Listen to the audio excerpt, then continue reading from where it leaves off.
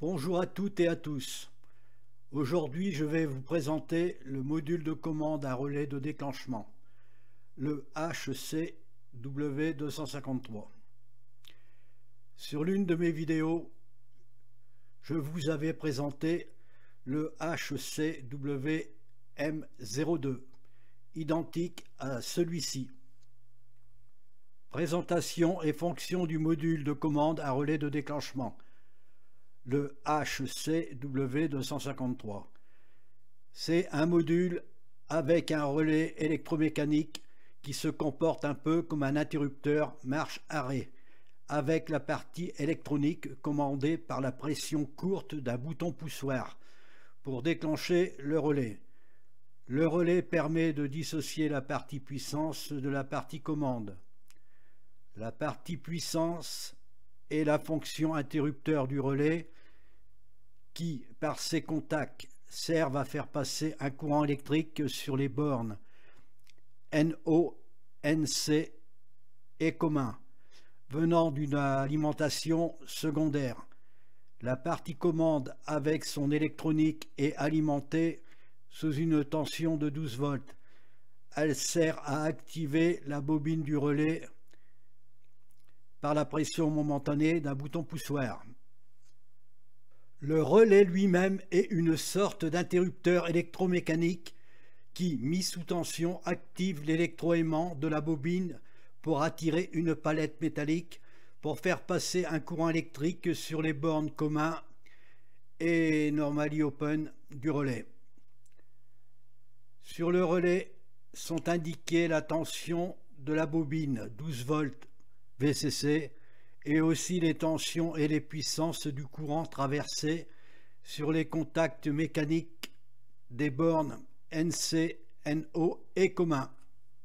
Branchement de l'alimentation électrique en 12 volts sur le bornier du module côté électronique et des deux fils de la commande. Branchement de l'alimentation électrique secondaire sur le bornier du relais avec l'arrivée du fil positif rouge branché sur la borne commun et qui à sa sortie est branché sur la borne normally open NO. En somme, les bornes commun et NO du relais s'apparentent au branchement d'un interrupteur marche-arrêt classique. Câblage du module de commande à relais de déclenchement pour le test. Comme on a vu sur le schéma précédent, le module de commande est alimenté sous une tension de 12 volts, connecté sur ses bornes positifs et négatifs. Un interrupteur de commande est branché sur le connecteur blanc du module. Une alimentation secondaire est branchée sur les bornes commun et NO du relais pour éclairer la lampe. Branchement d'un interrupteur de commande externe sur le connecteur du module. On utilisera un interrupteur à bouton poussoir à bascule à action momentanée, car le module fonctionne comme un télérupteur. Le verrouillage du relais pour éclairer la lampe se fait par une pression courte sur l'interrupteur à action momentanée, et le déverrouillage du relais se fait par une autre pression courte sur l'interrupteur.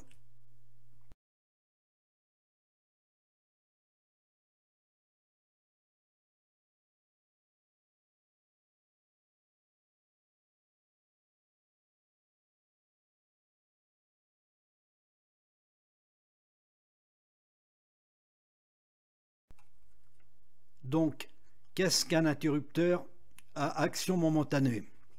C'est un interrupteur par la pression du doigt maintenu sur le bouton que l'on fait passer un courant électrique. Et dès l'instant que l'on relâche le doigt du bouton, le courant se coupe.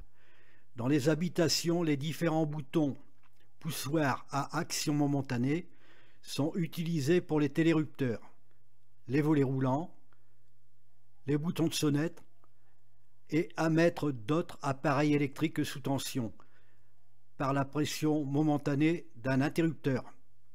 Voici les interrupteurs à action momentanée que j'ai utilisés pour le test. Test de déclenchement du relais pour éclairer la lampe en utilisant un bouton poussoir à action momentanée.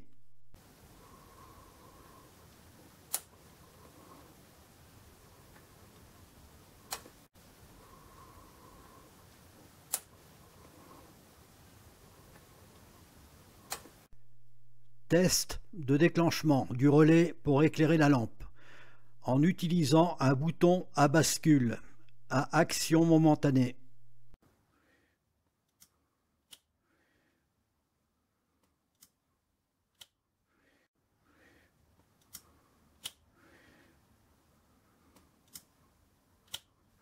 Test de déclenchement du relais pour éclairer la lampe en utilisant un interrupteur fin de course à levier à charnière.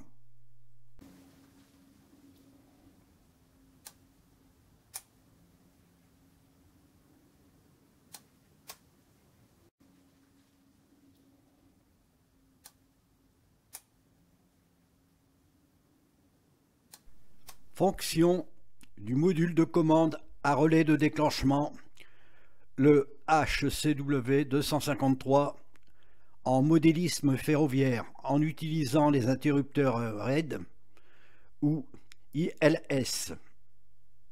Alors, les interrupteurs RED ou ILS sont des interrupteurs magnétiques dont les contacts à lame souple sont magnétisés. Les contacts sont placés dans un petit tube en verre contenant du diazote, en somme de l'azote. C'est en plaçant un aimant près du tube en verre que l'on fait toucher les deux contacts magnétisés pour faire passer un courant électrique. Et dès l'instant que l'on éloigne l'aimant du capteur ILS, le courant se coupe. C'est en somme une sorte d'interrupteur à action momentanée. Fonction des capteurs ILS avec le module de commande à relais de déclenchement, le HCW 253. C'est avec un aimant installé sous le châssis d'une loco que celle-ci, par son passage sur un capteur ILS installé en amont, va activer le relais pour mettre le feu de signalisation au vert. Et c'est par son passage sur le capteur en aval que la loco va désactiver le relais pour mettre le feu au rouge.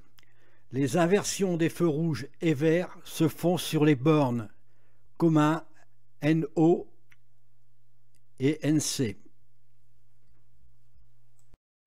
Le module de commande à relais de déclenchement est une sorte de télérupteur.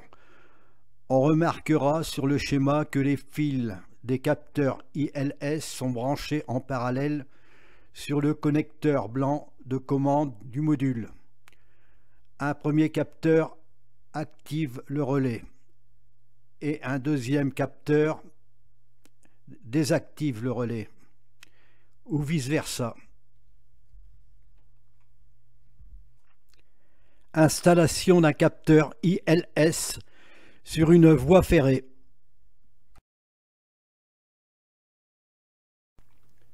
Éclairage des LED par le passage d'un aimant sur le capteur ILS installé sur une voie ferrée.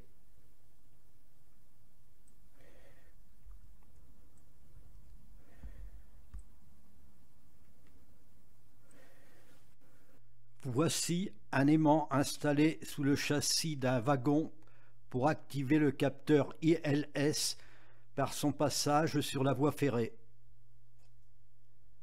Test du module de commande à relais de déclenchement par le passage d'un train sur un capteur ILS pour éclairer une lampe. C'est par le premier passage d'un wagon avec son aimant sur le capteur ILS que celui-ci va activer le relais et éclairer la lampe. Et c'est par un deuxième passage du wagon sur le capteur ILS que celui-ci va désactiver le relais et éteindre la lampe.